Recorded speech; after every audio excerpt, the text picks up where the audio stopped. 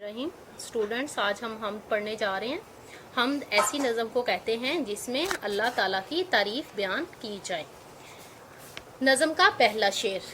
उसी ने एक हरफे कुन से पैदा कर दिया आलम।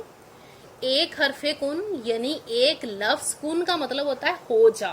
अल्लाह ताला जब किसी काम को करने का इरादा फरमाते हैं तो कहते हैं कुन, हो जा, फयकूनु, पस वो हो जाता है। आलम दुनिया। अल्लाह ताला ने एक लफ्ज़ कुन कहकर तमाम दुनिया को पैदा किया या तख्लीक किया।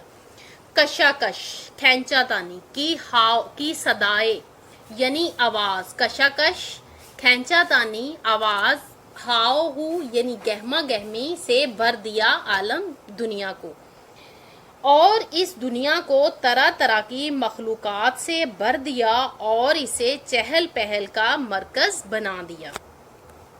अब इसमें दो मिसरा हैं। पहले मिसरा में क्या कहा जा रहा है? कुन फयाकुन यानी कुन कहकर तमाम मखलूक़ात को पैदा किया या तमाम दुनिया को तख्लीक किया।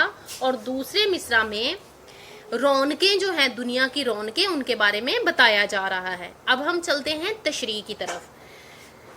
हफीज जलंधरी खालके कायनात की हमदो सना बयान करते हुए तशरीह तलब शेर के पहले मिसरा में अर्ज करते हैं कि तमाम तारीफ़ें उसी अल्लाह के लिए हैं जिसने एक हर्फ कुन कहा और कायनात तख्लीक हो गई। यह खूबसूरत जहां आबोगुल मार्ज़े वजूद में आ गया, जैसा कि अल्लाह ताला कुरान पाक में फरमाते हैं, जब वो किसी चीज़ को बनाने का इरादा करता है तो इसके लिए लफ्ज़ कुन कहता है, बस वो चीज़ वजूद में आ जाती है, वजूद पा जाती है। सूरह यासीन में लिखा हुआ है। दूसरे मिसरा में शायर कहते हैं कि खालके कायनात के एक लफ्ज़ कुन का कमाल ये है कि ये कायनात रंगो नूर से भर दी गई। इस ज़मीन और आसमान को गहमा गहमी का मरकज़ बना दिया गया। आसमान पर सूरज, चांद और सितारों की चहल पहल और रौनक है, और ज़मीन पर इंसानों, हैवानों, परिंदों की सूरत में गहमा गहमी और हंगामा आराई पाई जाती है।